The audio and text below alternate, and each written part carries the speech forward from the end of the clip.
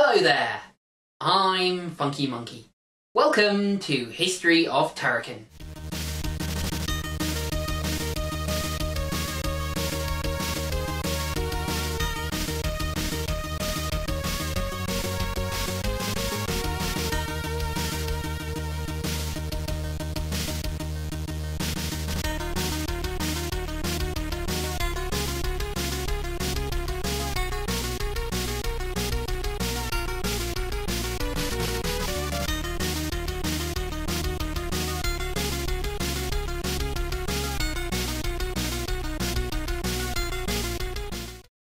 So, here we are then, the top 5 moments in Turrican history.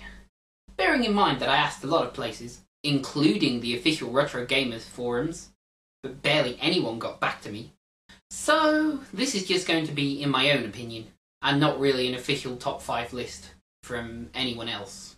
Anyway, let's get started with an honourable mention. An honourable mention for Rendering Ranger, Trends' Japan-only post-Turrican featuring pre-rendered graphics. Now I've already covered this in the last episode, but this is a fine game, and definitely deserved more love than it actually got.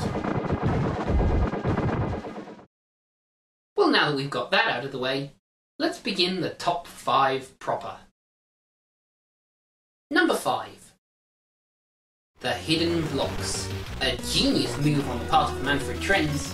Blocks throughout the landscape encourage you to explore and discover, even if the time limit wills you on. It's a nail-biting challenge of risk versus reward, and it keeps you coming back to discover something new, long before 100% completion was even thought of.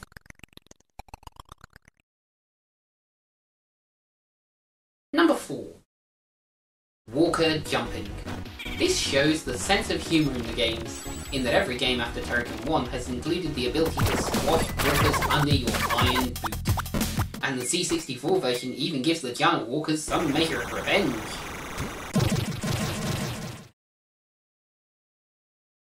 Number 3. The Giant Fist of Turrican 1. Naturally, you'd expect to end level 1-1 with a climactic boss fight, right?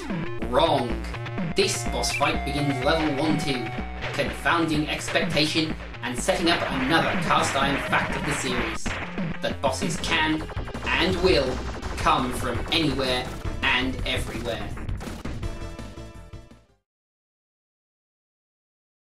Number 2. Not diluting the series endlessly.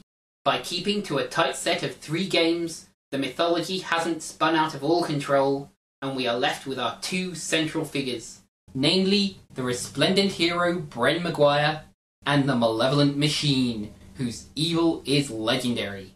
In the ending of Turrican 3, a girl named Yuko is mentioned, but she is barely relevant, only being mentioned in the ending, and not even being named when shown in the introduction. No, this is a classic grudge match. Hero versus villain, and something's gotta give.